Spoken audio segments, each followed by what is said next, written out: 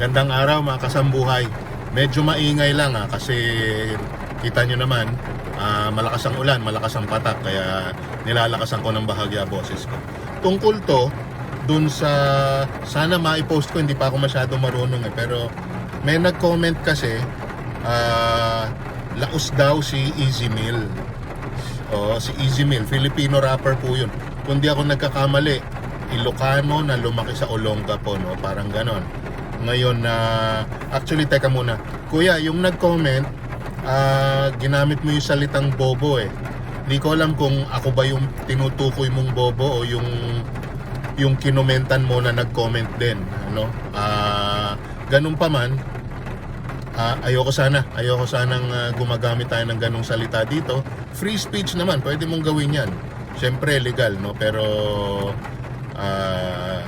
bilang may-ari ng content, iwasan natin. Anyway, kay Easy Meal, no, nung July 27, pumirma siya ng kontrata. Makikipag-collab siya kay Eminem tsaka kay Dr. Dre. Dalawa sa pinakasikat na rapper sa Amerika, dalawa sa pinakasikat na rapper sa buong mundo. So, makikipag-collab sa kanila si Easy Meal na isang Pinoy, nananagalog, nag-Ilocano, nag-Bisaya, Pinoy na Pinoy to.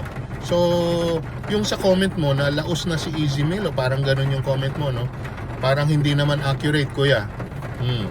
Yun lang, kasi kaya ko sinasabi, dahil gusto ko sana, suporta talaga tayo, no? Ano pa man ang mangyari, magtagumpay, hindi magtagumpay, sumubok lang. Yung mga Pilipino na gustong gumawa ng maganda, syempre para sa sarili, no? Pero damay tayo, damay ang Pilipinas kasi gaganda ang kanilang tingin sa Pilipino, no? Lalo na sa creatives.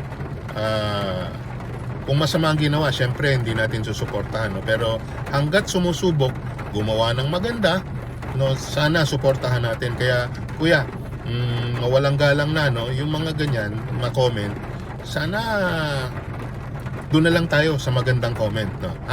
Salamat.